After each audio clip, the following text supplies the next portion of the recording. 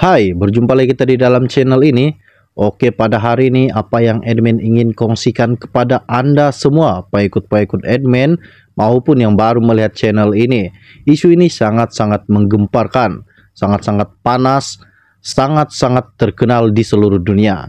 Jadi, sebelum itu bantu admin minta tolong tekan butang subscribe, tekan juga pada butang lonceng supaya Anda semua tidak ketinggalan info-info penting yang akan admin sampaikan di dalam channel ini untuk Anda semua.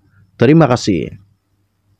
Perjanjian persefahaman MOU antara Pakatan Harapan PH dengan gabungan parti yang menyokong pembentukan kerajaan perpaduan disifatkan langkah jauh lebih demokratik berbanding ketika kerajaan di bawah pentadbiran Tan Sri Muhyiddin Yassin.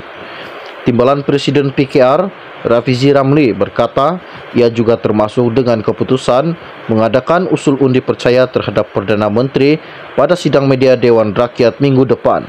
Beliau berkata, malah 148 ahli parlimen MP yang menyokong kerajaan perpaduan sebenarnya bebas untuk mengundi mengikut kepakaran dan pandangan masing-masing kecuali dalam perkara bersabit dengan keabsahan seperti yang sudah pun termaktub dalam Perlembagaan Persekutuan dan Akta Anti Lompat Parti.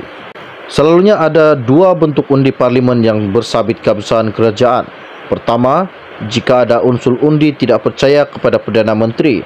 Kedua, undian kepada bajet tahunan dibuat. Selain daripada dua undi ini, sebenarnya ahli parlimen bebas untuk mengundi mengikut pandangan masing-masing dan itu tidak tertakluk kepada pasal 4 dalam perjanjian ini. Bagi saya ini jauh lebih demokratik berbanding dengan keadaan berlaku sebelum ini sewaktu Muhyiddin dan Perikatan Nasional PN berkuasa. Ketika itu apabila nampak sudah hilang majoriti, dia menggunakan kuasa darurat untuk memerintah tanpa cuba untuk mengesahkan sokongan majoriti di parlimen pun. Sebab itu agak lucu apabila satu-satunya rekreasi daripada PN adalah kononnya ini satu langkah berbahaya ke arah wujud diktator di bawah Perdana Menteri ke-10 katanya. Sebelum ini ahli parlimen Masjid Tanah Datuk Mas Ermiati Samsudin mendakwa MOU yang memaksa ahli parlimen undi usul kepercayaan untuk Perdana Menteri atau Kerajaan PH Barisan Nasional BN dianggap tidak berperlembagaan dan akan membawa kepada pemerintahan diktator.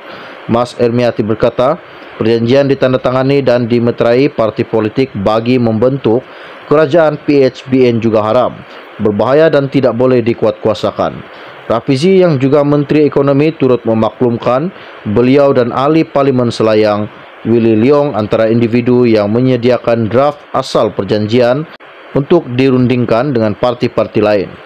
Kenapa perlu ada perjanjian? Sebab kita nak selamatkan negara ini daripada menjadi mangsa katak-katak politik.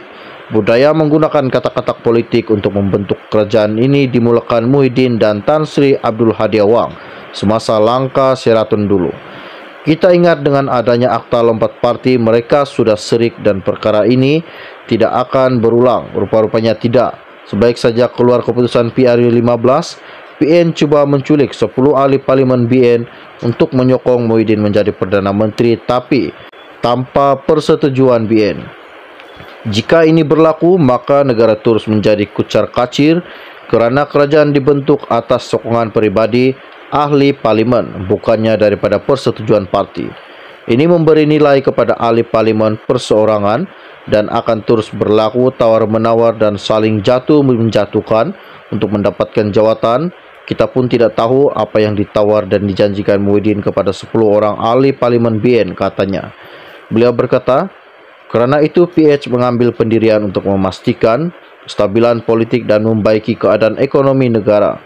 Sebarang pembentukan kerajaan perlulah berlaku di antara sesama parti, bukan di antara ahli parlimen perseorangan seperti yang Datuk Seri Azmin Ali buat dulu.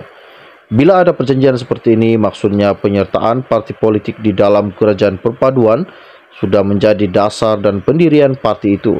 Sekiranya dalam pengundian membabitkan keabsahan kerajaan perpaduan, ada ahli parlimen dari mana-mana parti yang cuba sabotaj atau dibeli hingga menjejaskan keabsahan kerajaan perpaduan, tindakan itu dikira sebagai melanggar pendirian dan kedudukan mereka di dalam partinya, katanya. Sekian info-info ringkas, info-info panas dari Men pada hari ini.